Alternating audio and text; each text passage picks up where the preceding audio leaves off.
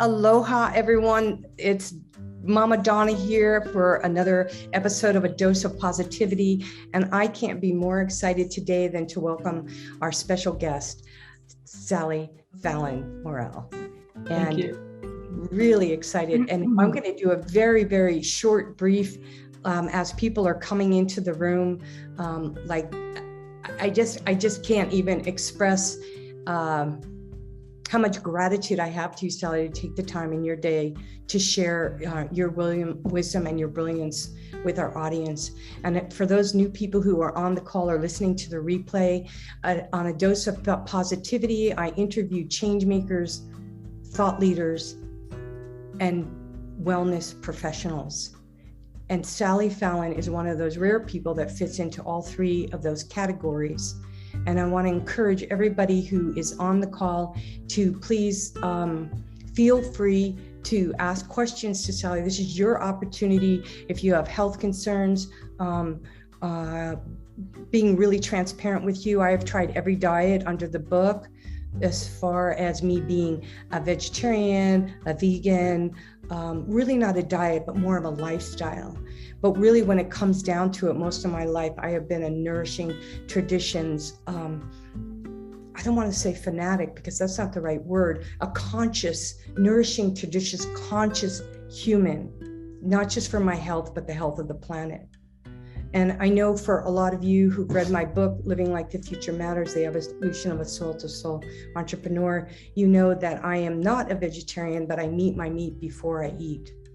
And part of this discussion and what Sally and I are going to be talking about is not just your health, but also, as we always come around to, is the health of the Pachamama, the Mother Earth, and how one bite at a time, what we put in our mouths makes a difference to future generations.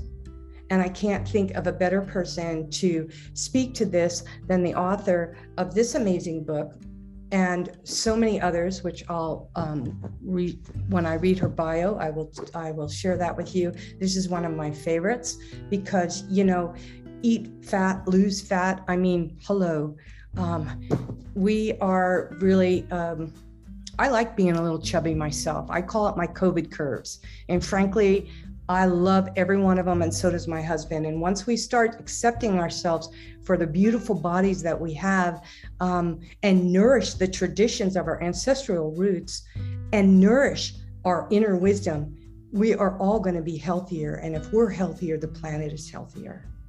So as I'm waiting for a few more people to come in, I just want to read this to you, okay? This is really short out of this book, Truth Be Told, which Sally is going to expand upon.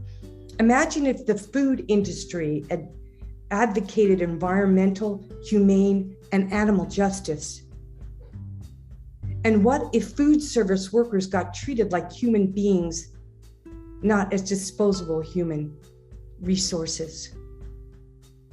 In the last several decades, due to work of exceptional journalists, authors like Sally Fallon, and filmmakers, information is readily available for consumers to make the right choices. Billions of acres of GMO crops, such as soy, sugar, beet, and cotton, dominate once fertile farmland. The toxic chemicals used the GMO crops have far-reaching effects. The corrupt industry is the source of widespread water pollution, the horrendous animal cruelty, air pollution, and the alarming contaminants of our foods. Industrial workers are often undocumented and paid less than $6 an hour. Human beings are being subjected to unsafe and unhealthy working conditions, knowing that the workers can't fight back. Today, we're going to be speaking a lot towards being self-reliant with our food systems. And Sally is speaking from her farm in Maryland, and I am speaking from my farmstead here on the Big Island of Hawaii. So without further ado, I'm going to give Sally a proper introduction. And Kevin, I don't know if you can see because Tell's not on the call, to welcome people in. they might just miss this intro, but most people who are on this call are here, Sally, because they know, love, and appreciate you so much. So Sally Fallon Morell is the founding president of the Weston A. Price Foundation. And you can find that at WestonAPrice.org. Weston Price. I can't believe I just said that. Yes, Weston, thank you. A nonprofit nutrition education foundation. It's dedicated to returning nutrient-dense food to the American tables. She's also the founder of a campaign for real milk, realmilk.com, which has its goal universal access to clean, real milk from pasture-fed raised animals, humanely raised creatures who we love and appreciate. She is also the author of the best-selling book, Nourishing Traditions, and she wrote that with Mary Enig, PhD, and the Nourishing Traditions book of baby and child care, which she wrote with Thomas Cowan. Nourishing Broth with Kaayla T. Daniels. I don't need to say these names. This is about you right now, Sally. About Nourishing Fats, that book we have right here, and Nourishing Diets. And her latest book, Contagion Myth, which she co-authored with Thomas Cowan, MD. She and her husband, Geoffrey Morell, are the owners, the proud owners of P A Bowen Farmstead, which is in Southern Maryland, where they produce the best raw cheese and milk from pastured cows, woodland whey feed pork, and grass-fed poultry and eggs. Oh, I just want to wake up there tomorrow and have breakfast with you. And you can see all her blogs on sallyfallon.com, and also at the Weston A. Price website. It's just chock full of information. Yeah. But nourishingtraditions.com. Nourishingtraditions.com. Yep. And all these links will be in the chat. And for everybody who's listening to the replay, I always put all these links in there. There's no way you can't find this incredible human. So what I would like to do right now, Sally, to open up the discussion and let you just have at it. And I'm going to look at the chat too for questions and bring those in. But I think some of the people on the call I know, because these people have been coming on every week, they might not know of you and your incredible work other than what I've been putting out on social media in my Facebook group. So I think giving some history of who you are, what you love to do, why did you write Nourishing Traditions? And you guys, this is, to me, I look at this is my Bible book. Like, people looked at, what's that? No, I keep saying Ann Letters. You know, who's that? There's another woman out there who cooks but doesn't cook the right way. I'll think of that. You guys, let me move on. I'm tripping off on my words there, so you'll forgive me on that. But anyway, I am so excited for you to tell us some juicy stories on how you got writing this, and you can tell I'm stumbling because my gal's not here and I'm trying to welcome people in all at the same time. So all of you people who are new on the call right now, thank you so much for your patience. My assistant's out ill, and actually her grandmother died yesterday. So I'm here on my lonesome. So Sally, thank you so much for answering that question for us and starting the ball rolling for us. Okay, I'm not sure how juicy these stories are, but I was, well, let me say that I've always loved to cook, and I pretty much taught myself from Julia Child's Master of French Cooking. The name I was talking about, Julia Childs. And I loved cooking that way, and I actually was able to kind of solve my sugar addiction by just eating lots of fats. And I loved pate and all these wonderful things. Fortunately, in the early 70s, I stumbled upon Dr. Price's book, and it was like a life-changing book for me. And I had a young family at the time, 1 daughter and 3 boys to come. And I felt vindicated when I read Dr. Price's book, because these people were pretty much eating like the French. They ate lots of animal fat. They ate the organ meats like the liver, the milk drinking peoples drank raw milk and had butter and cream. And so I just carried on with this kind of diet for my kids, and felt vindicated when none of them needed braces, and I needed braces, and all my siblings needed braces. But my kids didn't need braces. So I reversed this trend to physical degeneration by feeding my kids a really rich diet. So then in the kind of late 70s, early 80s, you started to hear all about how we should eat a low-fat diet, plant-based diet. They didn't say plant-based in those days. They said vegetarian. And I just knew this was not correct, and I just ignored it. So I carried on, and then when my youngest child was 5 and I had more time, he was in school full time, I got the idea to write a cookbook that put Dr. Price's findings into a form that was easier to assimilate, because his book is a bit of a trek to get through it all. This idea kind of took hold of me, like it grabbed me, and it just became an obsession. And I'd never written a book before. I didn't know what I was doing. I can't say that I got a lot of support from my family. They thought that I had this crazy idea. I don't blame them.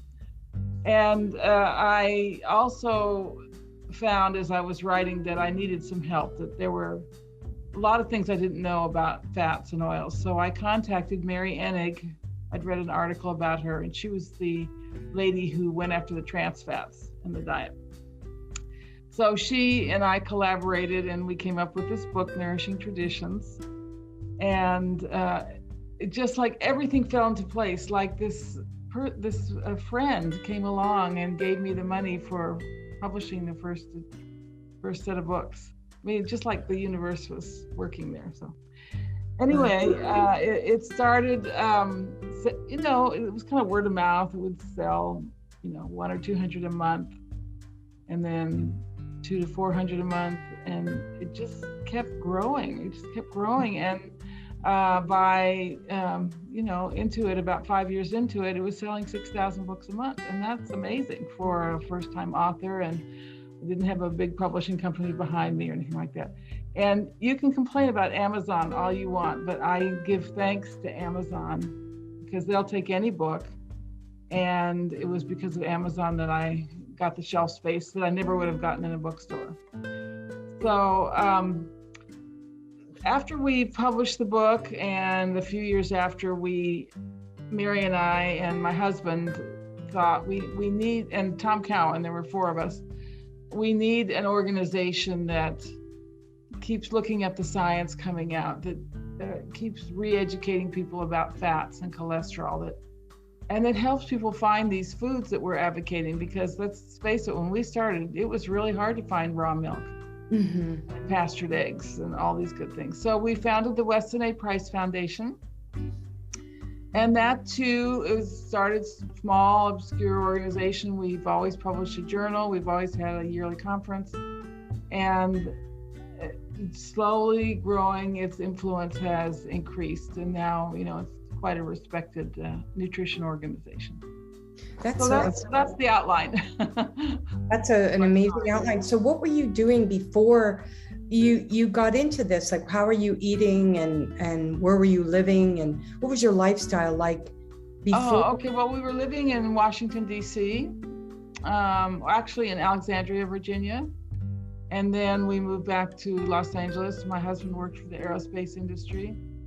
And I taught school for a couple of years, and then I was a stay-at-home mom, feeding my kids, and 4 kids is a handful. So that's full-time, 4 jobs right there. That's 4 jobs. In fact, one of my sons said, "Mom," he said, "I really don't know how you did it, how you did 4 kids." So, but I did, and they were great kids, and they were fun. They were healthy, and they didn't have anxiety or digestive problems or any of these things. They were just fun kids. So right away, when you started having your babies, you knew this information that you got from Mr. Price himself, and you just were using not using your children, but applying that in your every. They were the guinea pigs. So I hadn't read, when my first child was born, I hadn't read his book, but I had been pretty much eating that way anyway, because that's how I like to eat. Yeah, that's so amazing. That's what a beautiful story. I know, because there's a lot of people on the call, you know, and even myself, sometimes you just think you're so small, who's going to care what you have to say? But if it's something, and that's how I kind of felt about the book. In fact, I almost stopped at one point. I thought, this is silly. I mean, there's 1,000 cookbooks out there. You know, why should I be doing this? Yeah. But the kind of voice in my head just said, no, you got to do this. So it's something that kind of comes through you, you know, that you can't. I know that's how I feel as an author. But, you know, I really want to let people understand, because some of the people I know on the call are vegans or have been vegans. And I really would like to talk to how that misnomer came to be, and how the propaganda industrial food complex has skewed people maybe in the wrong direction, and get you to really shine and share your wisdom around that. Well, the first thing you have to understand is that foods based on plants have a much bigger profit margin. In fact, I was reading an article in The Economist that admitted that the plant-based milks have a much bigger profit margin than animal milk. And that is why this type of diet is being promoted. It has nothing to do with health. I think the second thing, the kind of touchstone, is that none of the healthy populations that Dr. Price studied were vegan or vegetarian. In fact, all of them went to great risk and effort to obtain animal foods, and all of the sacred foods that young men and women ate before conception were nutrient-dense animal foods. So, I mean, those are just two touch points there. I think you can connect the dots. Now, unfortunately, the vegan diet is promoted as a way to make you more spiritual and more woke, more, you know, caring of the earth or whatever. And that's a very, very dangerous argument. If we want to do good work in our lives and do something that makes a difference on this planet, number one, we have to be healthy. So it is a moral obligation to eat a healthy diet. And we know that healthy diets contain animal foods. Mm-hmm. And one of the things that you talk a lot about that I really appreciate is the eating the whole part of the animal, and that the most nutrition part of the animal are the organs. Can you talk about that, Sally? And because, you know, I lived in Alaska for on and off for 38 years, and I had access to fish eggs every single day. And well, fish eggs are great. So the traditional culture is one thing that really separates them from modern culture. Is when they killed an animal, they ate the whole animal. Often they ate the yucky parts raw. So when they killed an animal, the first thing they did was take out the brain, the marrow, the liver, and the tongue. And they ate that first. And those are very nutrient-dense parts of the animal. Then all of the lean meat was kind of cut into strips and smoked or dried, and all of the fat was retained and rendered. And when they ate the lean meat, they spread it with the fat. So it's very hard for us to eat the whole animal. Although Europeans are much better at this than we are. So they eat the blood, they make a blood sausage. They eat liver sausage. And I would like to say these are ways of making offal taste good. And this is something I'm very much dedicated to, is bringing back these kind of foods to America. And it's hard because it's actually illegal. Well, I don't know if it's illegal, but it's very hard to get approval to have a sausage with liver in it. You can get liverwurst, but anyway, we need to, the number one organ is the liver. It's the most nutrient-dense food that we have. And the poultry livers are milder, actually they have a better balance of the fat-soluble vitamins. So start there. Learn to make chicken liver pate, and there's plenty of companies that sell these foods. So that's where I would start. Another nice development in recent years is the desiccated organ meats. You can get in capsule form. And for example, after I had COVID, I started taking desiccated lung, and it helped tremendously. Right. So some people take desiccated liver, desiccated heart, etc. The ultimate. That's not a really natural way of doing it, but it's certainly better than not getting the organ meats at all. Well, one of the things that is challenging that I hear from a lot of people, especially with the growing population and the industrial food complex, is in charge of most of this animal source, these animal proteins and nutrients that we really, I want to use the word need right now, that keep us healthy. So how do people who don't have access to pasture-raised food or can't afford it get access to this? And how can we put more pressure on the industrial food complex so that we can get back to nourishing the traditions that are really the root of who we are meant to be and how we're supposed to eat?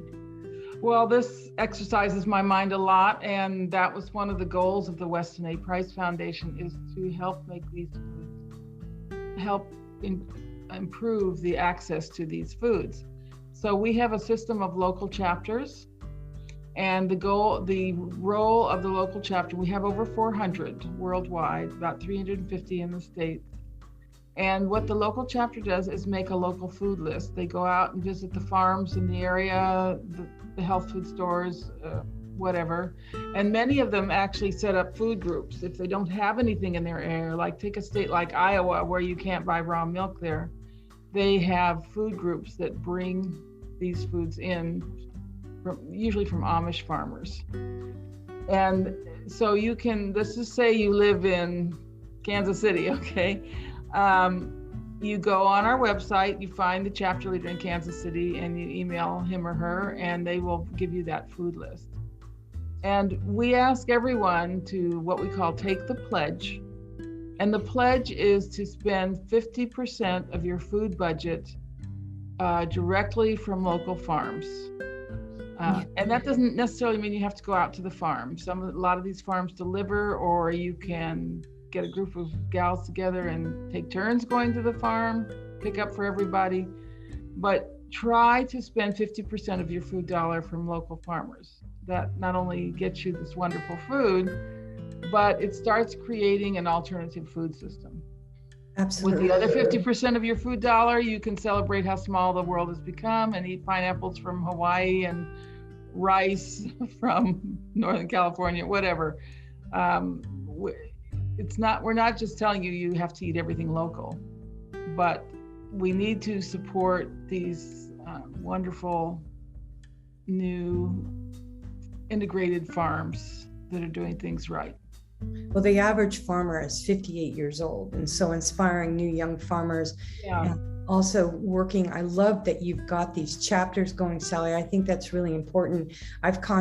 We have one right here in Waimea, and I've recently contacted them. And I encourage everybody to do that no matter where you are, where you live, because this is that network, this is that mycelium that's going to change the world by branching out and really making a difference with one bite at a time with every dollar we spend. The way you spend your food dollars is a political act. Right. And there is no business having industry in food. We need industry, we need capitalism for airplanes and cars and computers and stuff like that. There's definite need for it, and industry has made our lives better, has freed us up from drudgery, given us more time to go out and find the good foods. But food should not be created by industry. Food should be created by farmers and artisans. And it is really our duty and responsibility to support these farmers. Absolutely. And also, I would like to talk a little bit too about the misnomer of animal husbandry, the way the industrial food complex is treating animals is so humane in the way they're raising the food. But actually, indeed, the buffalo were responsible for fertilizing the soil, keeping the soil healthy, the migration of the buffalo, and then things would grow from there. And, so again, if we have healthy soil, right, we're going to save the world. And animals are a big part of that whole system. Nature never farms without animals. And the right kind of farming imitates nature and moves the animals every day, just like a herd of buffalo moves across the prairie, fertilizing the soil with their manure. And that's called managed intensive grazing. That's what we do in our farm. And we started out on our farm. It was an old tobacco farm, had no topsoil, just gravel, sort of clay and gravel mixed together. No, we really had no topsoil. And now 10 years into this, we have 6 to 8 inches of topsoil everywhere.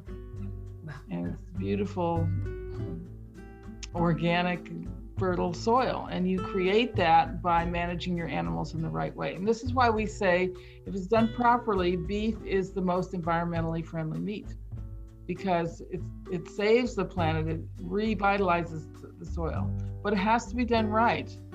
Right. You don't need to grow a single piece of grain to raise beef, and you have to move your animals. It's sanitary, it's clean, it's beautiful, it restores the planet. Yeah, and I think that's like super hard for a vegan to understand, and I totally can appreciate that. I read on both sides of the coin, but really what Sally is saying, it makes total sense. I mean, we're all God's creatures put here on earth for a reason. And one of the things that I find so fascinating is when you look at a cow and a sheep, all these ruminant animals, right? They have 4 stomachs, or at least 3 or 4 stomachs, right? So they're really digesting and eating the grain or the grass and as they go, so that we can digest. So when we eat the animals, because really, can you talk to that, Sally, about grains and how we're supposed to eat grains and why they're not really digestible and hard to absorb if they're not done right? Yeah, the animal foods are much easier for human beings to digest. Starting with milk, I mean, if you pasteurize milk, it's impossible to digest, but raw milk and eggs and meat, and they can even be eaten raw. But plant foods are very hard to digest because they have cellulose in them. And we cannot break down cellulose. Animals can't break down cellulose either. They ferment the plant foods. That's what those stomachs of the cows are doing. They're fermenting the grass, they're fermenting the grains, and breaking it down. And the bacteria produce fatty acids like butyric acid, and the cow absorbs that. And that's what the cow lives on, is those fatty acids created by the fermentation process. The other food for the cow is the die-off of the bacteria. So the cow is actually not a vegetarian. The cow is eating animal protein and fat, the products of the fermentation. Anyway, where was I? So we don't have 4 stomachs. We are not herbivores. We're omnivores. And traditional cultures figured this out one way or another. They figured it out. Maybe they had intuition, visions or something, but they needed to pre-digest their grains and their beans and seeds, even nuts, in order to make them easier for humans to digest. Otherwise, they'd get sick eating these foods. So they soak them. Usually it was a very acidic soaking, or they made sourdough bread, or they soaked the beans for a long time and cooked them. A typical bread, if you want to look this up online, it's the sorghum pancakes in Africa. And the sorghum the seeds are soaked a long time. Then they are wet ground, because they're easier to grind. And then they're soaked again, and usually the husks rise to the top, and those are discarded because those are really hard to digest. And then they make a very thin pancake, which they cook on a cast iron skillet. They use credit cards to turn them over. Funny, yeah. Good use for credit cards.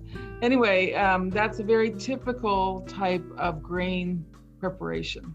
And you find this all over the world. So one of the things that I had to work on in Nourishing Tradition was figuring out how to make these dishes in a form that was soaked or pre-digested. And the typical example is oatmeal. The oatmeal is soaked overnight in warm water and something acidic, a little bit of vinegar or something. And the next morning you add salt and you cook it till it's really cooked. And then by this time you have pre-digested the oats. You've liberated all the minerals in the oats. And then you eat it with butter or cream and some kind of natural sweetener.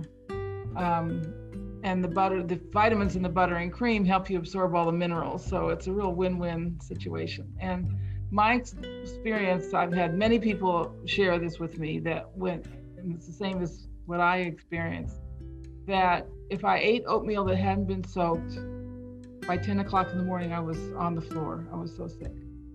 It was like a toxic shock reaction. If I soak the oats, I can go till 1 o'clock in the afternoon, not get hungry. They're very digestible. They stick with you a long time.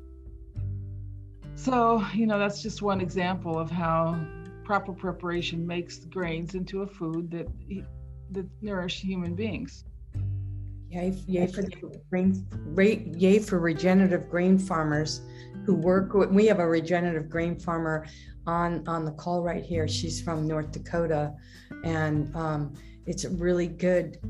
That's really good information, because people have been eating grains and fruits and nuts and berries since the beginning of time, but they prepared them in such a way to mix up. What you're saying is this combination of things and this fermentation process.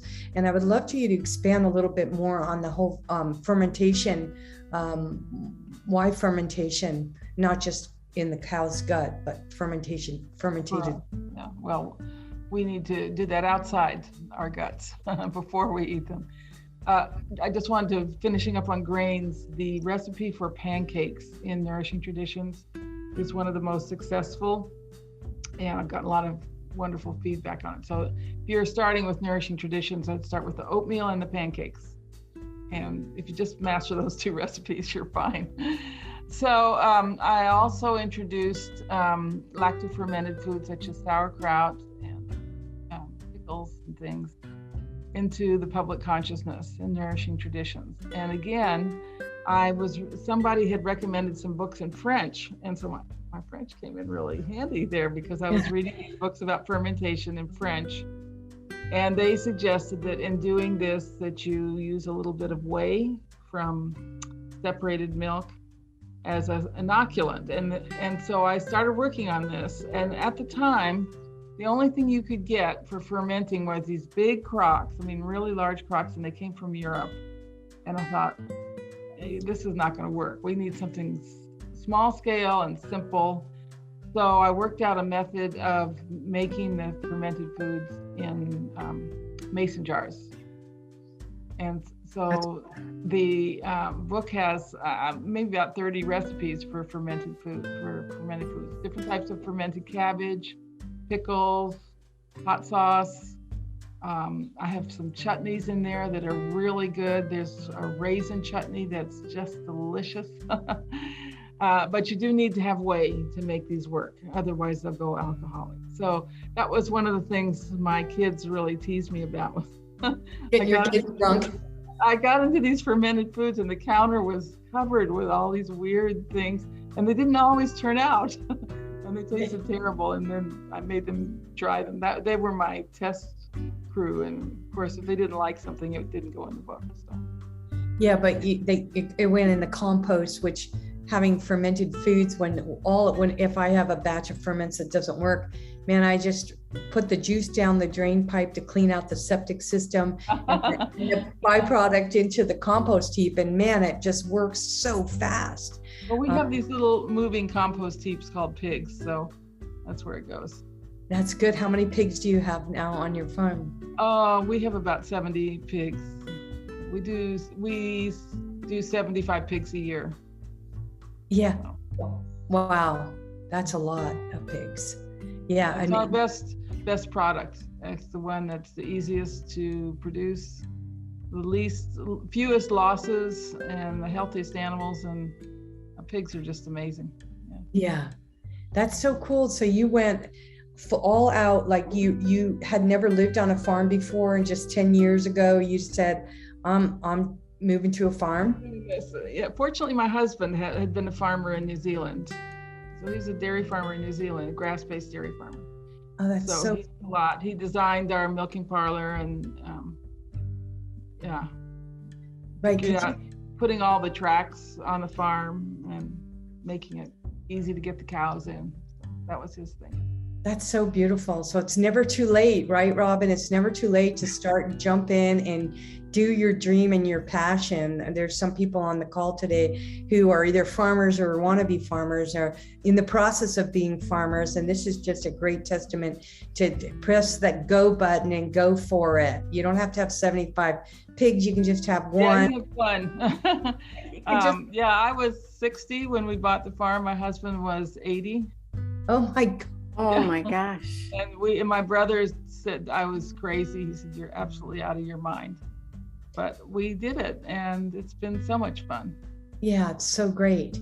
Well, Sally, what's happened since, just shifting the subject, since COVID, there's all this amplification of paranoia, of bacteria, viruses. And I just would love to hear the feedback you've gotten from your community around this, and has it changed the way you're having to do things on the farm? How do you think people's mindsets are to receive, somebody wrote a big thing in the chat. Yeah, you know what I'm saying? So post COVID, are you seeing any different things on people's mindsets? Are you getting different responses from people? Well, okay, so COVID started, and Tom Cowan and I wrote this book called The Contagion Myth. I had already been working on some blogs about what really causes diseases like TB and the Black Death, which was caused by a comet. It was not caused by bacteria. And basically showing that you can explain every disease as caused by toxins, malnutrition, and possibly injury. One of those three or a combination. And then Tom had been doing some work on viruses and found out that this whole field of virology is a complete fraud. And they've never isolated or characterized any virus. That these little particles they see in the electron microscope are probably, they are created inside the cell when the cell's under stress, and a whole other field of biology calls those exosomes, and they're considered beneficial. So we wrote The Contagion Myth, and it has been, I would say, a polarizing book. We lost a few customers because of it, and we've been accused of causing dissension in the health freedom movement. But first of all, I say read the book, and then tell me something in the book that is wrong, okay? And we can talk about it, but don't make those criticisms if you haven't read the book. And I think it's kind of opened up a lot of dialogue in spite of the pushback that we've had. And eventually it will become common knowledge. I mean, look what's happened in the last 20 years about bacteria. 20 years ago or 30 years ago, the reigning paradigm was that the human being is sterile, the digestive tract is sterile, and bacteria somehow get in there and make us sick. Mm-hmm. And now we know that bacteria, we can't live without bacteria. The healthy human being has 6 pounds of beneficial bacteria in the gut that help us digest, that perform about 85% of our immune system, that create feel-good chemicals, that create vitamins and minerals, create vitamins. So that paradigm has completely shifted.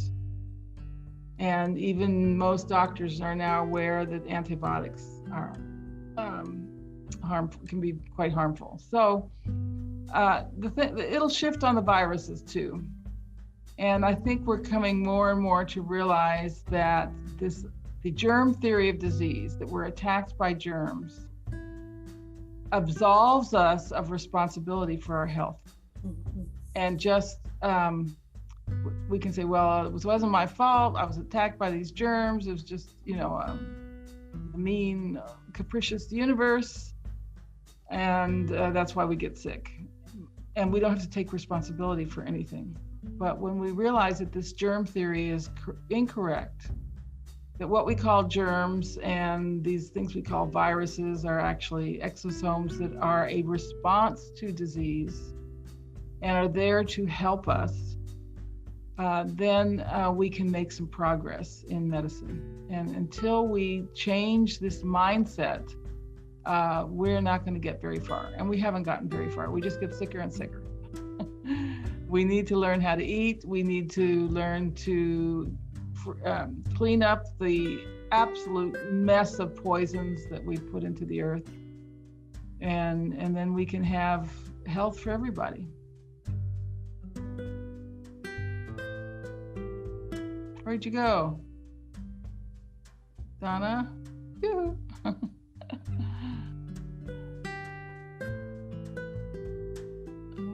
Happened there, but this is Alan. What you said, what you've just said about the virus and all is correct. I will swear by it. I agree. This is Razia. I agree.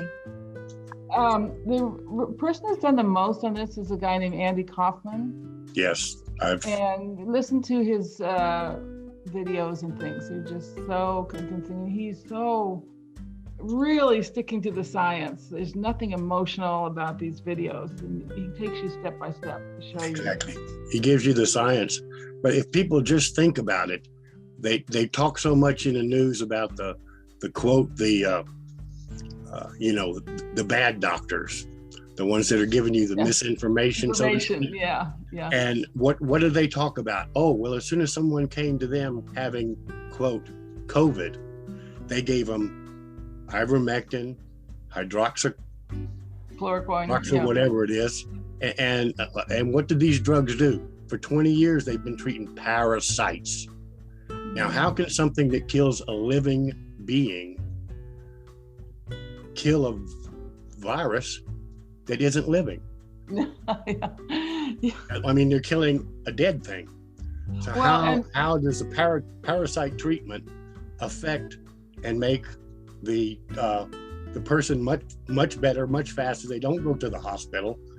And what is attacking them supposedly is something that doesn't eat, doesn't drink, doesn't move, doesn't live, doesn't do anything. It's just a piece of something. Piece of genetic material. Of course, our contention in the book was that the virus was a cover-up.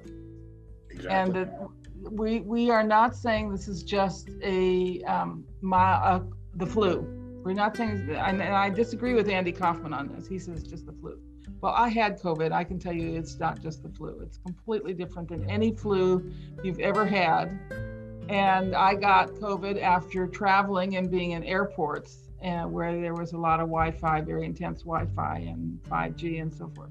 And our contention is that this is a real disease. It's radiation poisoning, and it's caused by exposure to 5G and intense Wi-Fi. Exactly. I agree with that 100%.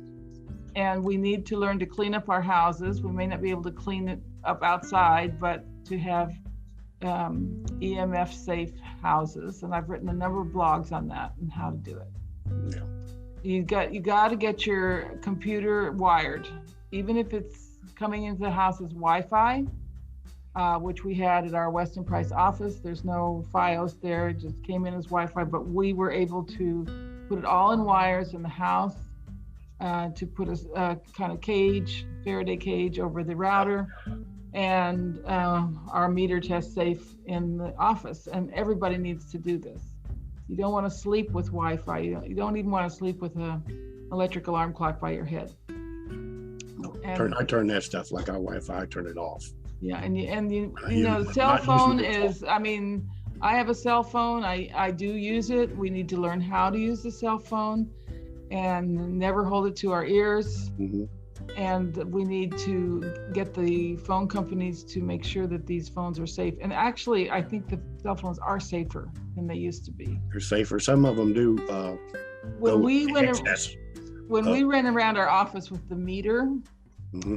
everything was fine. Even the cell phones were fine, except for the old clamshell phone that belonged to our executive director, and that made the meter go ballistic. Mm-hmm. So I have to conclude that these cell phone companies knew they had a problem and have tried to clean it up a little bit. Well, in the instruction in the small print, it tells you not to hold it to your ear. Your ear. That covers their ass, you know, for lawsuits in the future, because people are going to get the holding it to their ear continually, or earbuds or whatever. They come down with tumors on that side of the. My husband has found this many times. So you really should have a landline and use that most of the time. And the cell phone is just for when you're out and about. You should have a meter. When I bring the meter I have up to my computer, it's always green. Same with the printer. You want the printer to be wired. Everything needs to be wired. Mm-hmm. And then you'll be much safer. Because the wire's got shielding in it. It always has. Yeah.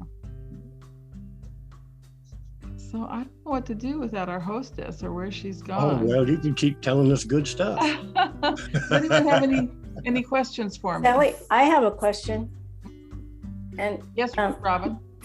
I kind of, Donna started down that path, but I'm just really curious because I wanted to come to Dallas so badly, and I tried everything to get there.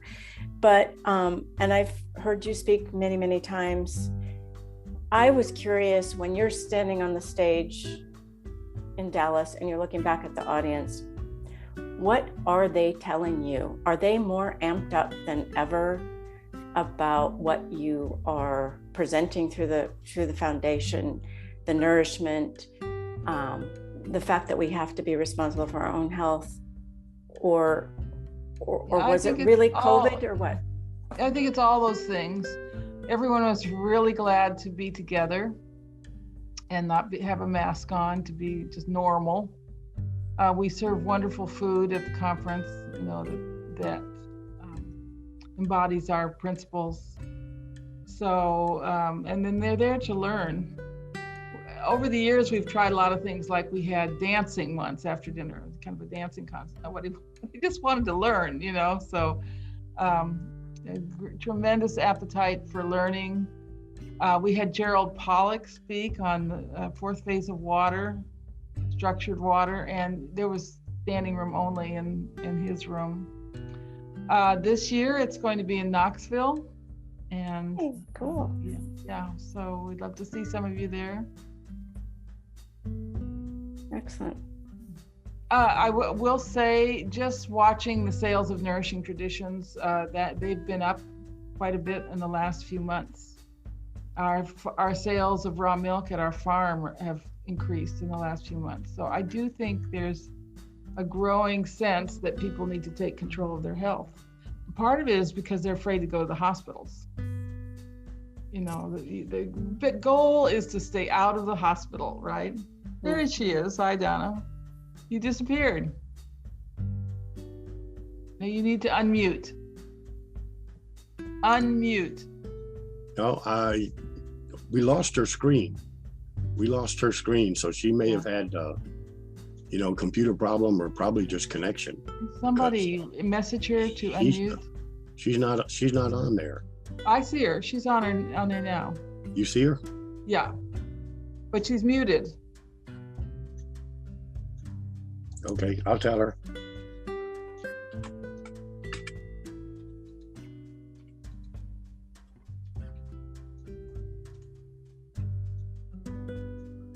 Oh, I left off the A.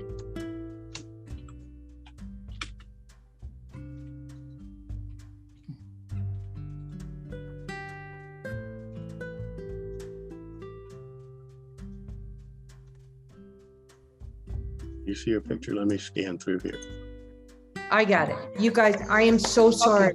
Okay. There you go. We couldn't hear you.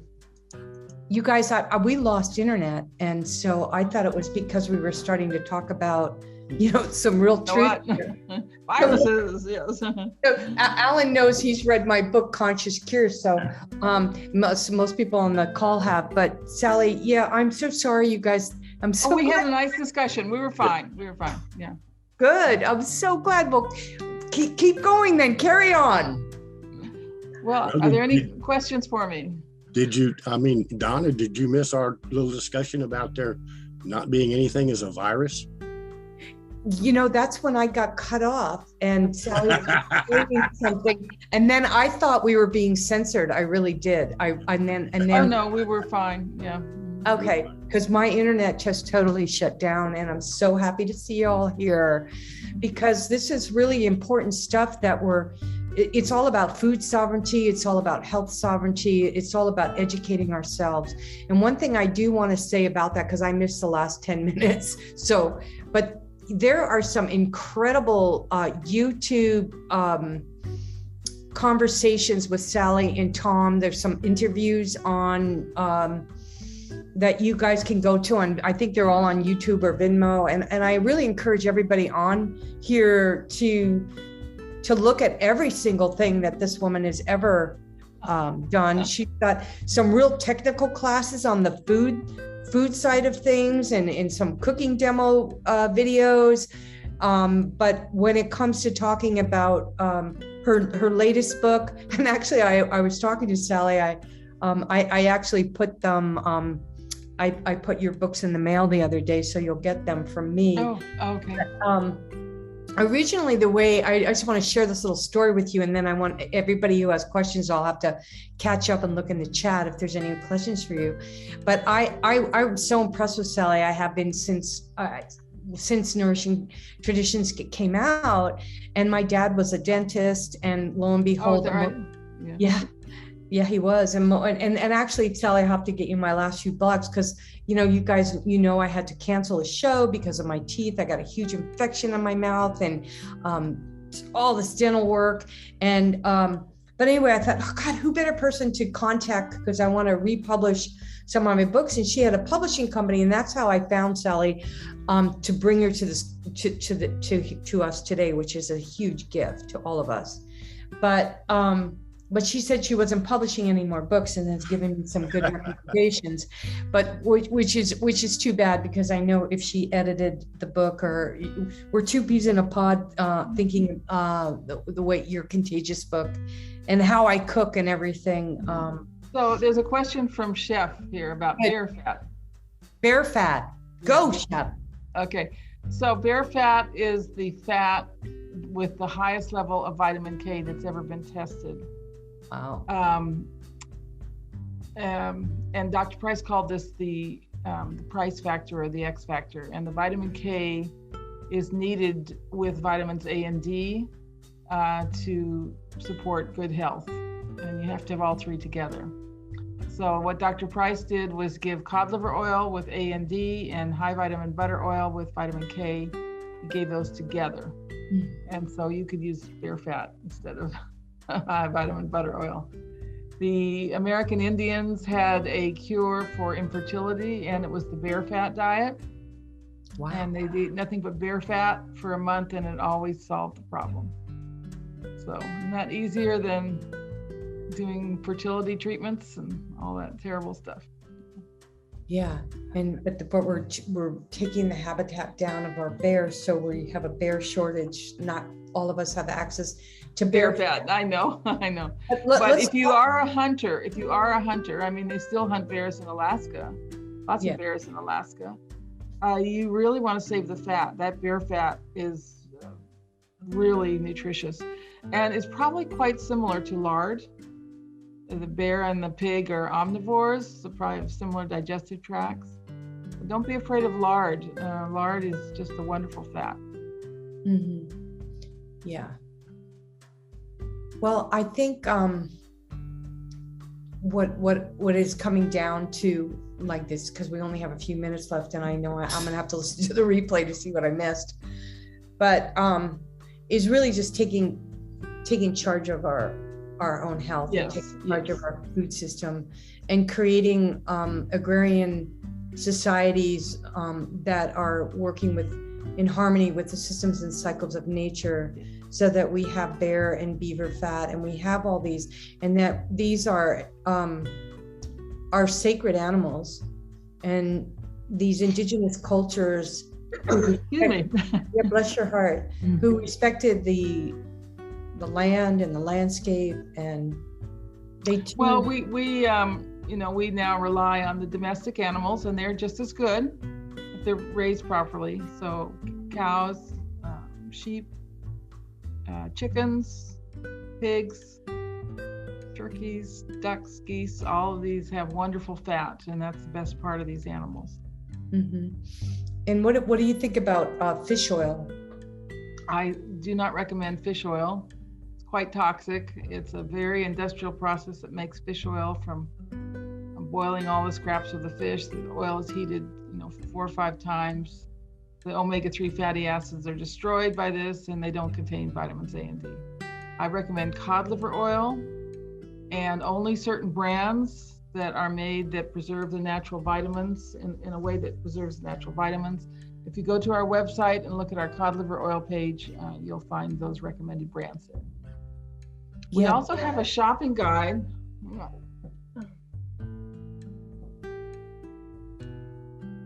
So we publish this every year. There's a shopping guide for 2022.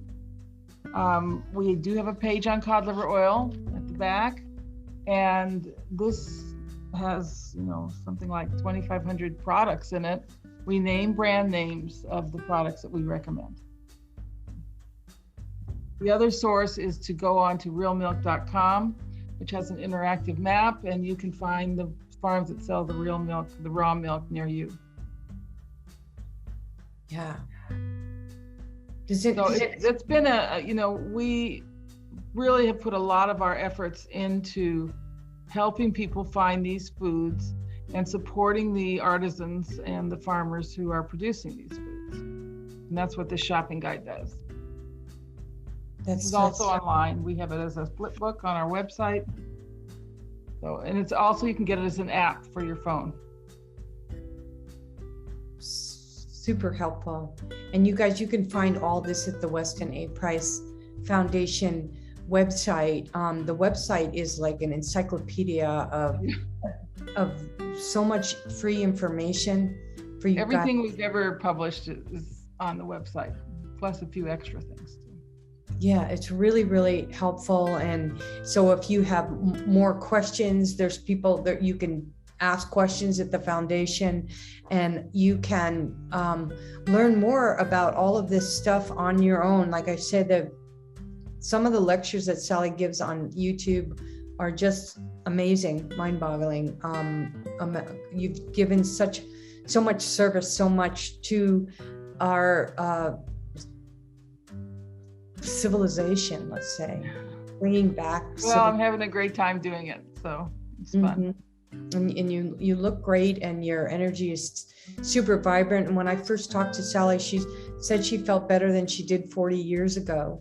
That's a testament to, that's really, really good. And your kids are all healthy, and your grandkids are all healthy. And so there's something to that. I don't know if we can all jump into bear fat. And I'm sad I just got those fish oil pills, but I'm definitely going to go for that fermented. I noticed on that cod liver oil, it's fermented, right? That cod liver. There's a couple of brands that are fermented, yeah. Mm-hmm. Do you recommend that over the other? And we've actually published a number of articles on fermentation of fish oils or fish liver oils, and actually protects them against rancidity when they're fermented. That's super cool. Lots of tidbits like that. Alan just said, you're like a fine wine, you get better with age. Most of us want to say that. So we want to really look and evaluate our diets. And also, you guys, I want to remind everybody too, our diets, everything we eat affects future generations, everything we do. And it affects the natural ecosystems around you. So by you going out and supporting your local farmers, and by you becoming part of the membership or finding someone in your area who is doing animal husbandry right. And the more you support it, the better. And it's not like you have to go out and eat a 8-ounce steak. You people say, oh, it's more expensive to eat healthy, but you either pay the farmer now or the pharmacist later. Yeah, very good. I like that. Yeah. And so we want to look at that, and we're not just talking about the cost to our own personal health, but the soil's health right now. We really, the more we can do that, and that's what we do here on A Dose of Positivity. We bring all these billion people together to solve these problems. And I like to call them, Sally, solutions, S-O-U-L. Oh, I like that. Yeah. Solutions, so that we are working together to create these. And it's good to have these discussions, whether you're a vegan or a meat eater or whatever, you know, and even if you are a vegan eater, to just be objective and to look at this, look at the history, look at the origin of where our food came from, look at your teeth and the structure of your mouth, and do what's right for you. We're not sitting here saying eat this or don't eat that. What we're trying to do is expose you to the things that we know that there are science behind, and every body is different. Sally can't eat oatmeal. She falls on the floor unless she soaks. Well, unless it's soaked. Unless it's soaked.